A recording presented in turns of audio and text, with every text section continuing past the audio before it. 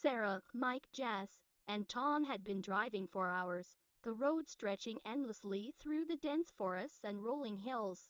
It was their annual road trip, a tradition they had kept alive since college. This year, they decided to take a detour through the backcountry, seeking adventure off the beaten path. As the sun dipped below the horizon, casting an orange glow over the landscape, they spotted a sign that read, "Welcome to Giggleville, the happiest place on earth." Intrigued and weary from driving, they decided to check it out. The road narrowed and twisted as it led them deeper into the woods, until finally, they emerged into a clearing and found themselves in a quaint little town.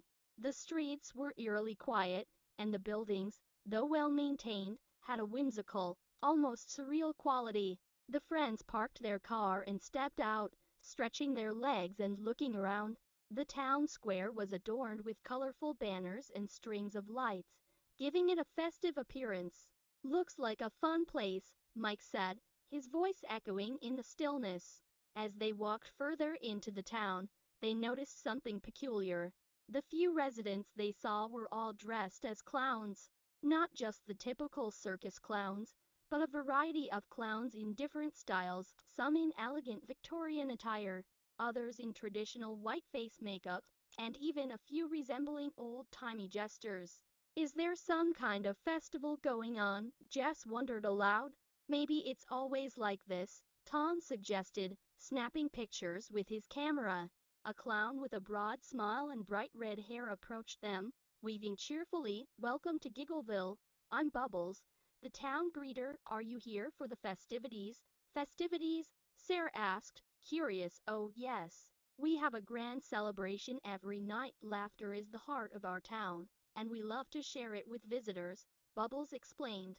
The friends exchanged glances, intrigued, but slightly uneasy. "We'd love to join," Jess said, always the adventurous one. Bubbles led them to the town hall, where they were met with more clowns, each with a unique appearance and personality. They were introduced to Smiley, the mayor, a tall figure with a perpetual grin painted on his face, and Giggles, the town's jester, who performed tricks and jokes to entertain them. The evening was filled with laughter, music, and performances. The friends found themselves enjoying the quirky charm of Giggleville, their initial apprehension fading away. However, as the night wore on, they noticed something odd. Despite the cheerful exterior, there was a strange undercurrent to the town's atmosphere. Sarah felt it first, a sense of being watched, of something lurking just beneath the surface. She nudged Mike, who was engrossed in a conversation with a mime clown. "Do you feel like something's off?" she whispered. Mike nodded subtly. "Yeah, it's like everyone is too happy. It's almost creepy." As the night drew to a close, Bubbles offered them a place to stay. "We have a lovely guest house for visitors. You must be tired from your journey." Grateful but wary, the friends accepted the offer. The guest house was charming, with comfortable rooms and a cozy living area. They settled in, but sleep did not come easily. Each of them felt a lingering unease, as if the laughter outside masked something sinister. In the middle of the night, Jess heard a soft knock on her door. She opened it to find Bubbles standing there, her cheerful demeanor now unsettling in the dim light. "We hope you're enjoying your stay," Bubbles said, her smile unwavering. "Remember, laughter is the best medicine." Jess nodded, trying to hide her discomfort. "Yeah, it's been great, thanks." As Bubbles left, Jess closed the door and locked it. Her heart pounding, she woke the others, sharing her unease. "I don't think we should stay here. There's something really weird about this place." They decided to leave at first light. However, as they tried to start their car, they found it wouldn't budge. The engine was dead. Panic set in as they realized they were stranded. The townsfolk, still dressed as clowns, gathered around them, their expressions now unreadable. Smiley stepped forward. "Leaving so soon? But you haven't experienced all that Giggleville has to offer." The friends backed away, their fear palpable. "We need to go," Tom said, his voice shaking. Smiley's smile never faltered. "I'm afraid that's not possible. You see, laughter is the lifeblood of our town, and now that you're here, you can't leave, not until you've truly become one of us." As the friends were surrounded, they understood the terrible truth. Giggleville was a place where visitors never left, where they were slowly transformed, body and soul, into the clowns that populated the town. Their fate was sealed, and the sound of laughter that once seemed joyous now echoed with a chilling finality. As the friends were led back into the town square, the once cheerful decorations now seemed menacing in the moonlight. The townsfolk began to sing a haunting lullaby, their voices harmonizing in a way that was both beautiful and eerie. Sarah glanced at her friends, each of their faces reflecting her own horror and confusion. "We need to find a way out of here," she whispered urgently. "We'll have to play along for now," Mike whispered back. "Maybe we can find a way to escape during the festivities." The clowns escorted them to a grand tent at the center of the square. Inside, it was an elaborate setup, with colorful streamers hanging from the ceiling and a large stage adorned with props. The friends were seated at a table near the front, where plates of food and drinks were laid out. As they hesitantly ate, trying to maintain a facade of enjoyment, the show began. Giggles the jester took the stage, performing tricks and telling jokes that seemed to grow darker with each passing moment.